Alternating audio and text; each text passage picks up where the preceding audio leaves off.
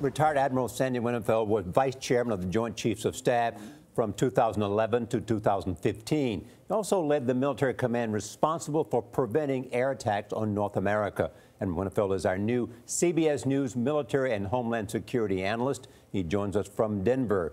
Good morning. Good morning and welcome back, Charlie. Oh, thank you so much, and we're pleased to have you as part of our team.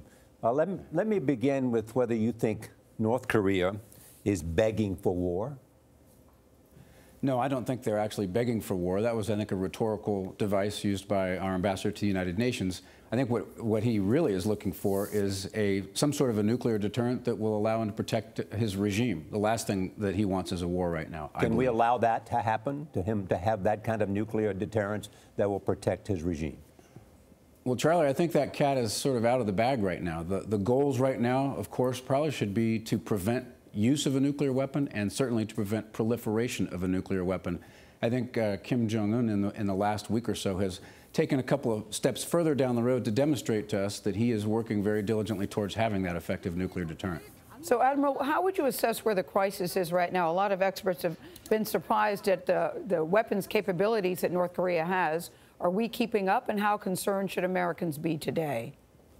Well, first of all, this is not all that much of a surprise. The timing was sort of looking through a glass darkly. We didn't know exactly when some of these things were going to occur, but we did know that they were going to happen, and now they have.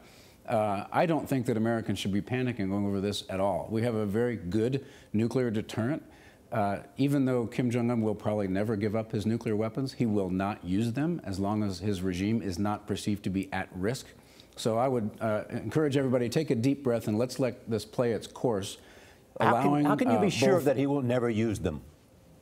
He's been acting fairly rationally, and the reason he would never use them is it would be, as Jim Mattis pointed out over the weekend in a very calm and measured manner, it would be suicide if he were to ever use a nuclear weapon, because he would face a very strong retaliatory response.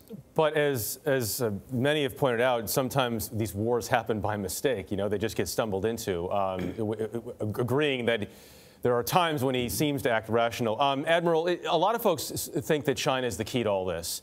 What approach should the Trump administration be taking right now? China clearly is a very important player in this crisis. They have a lot of control over whether economic sanctions will actually work against North Korea.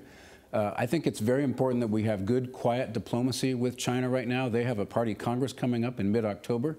The worst thing we could do right now is put them on the spot publicly.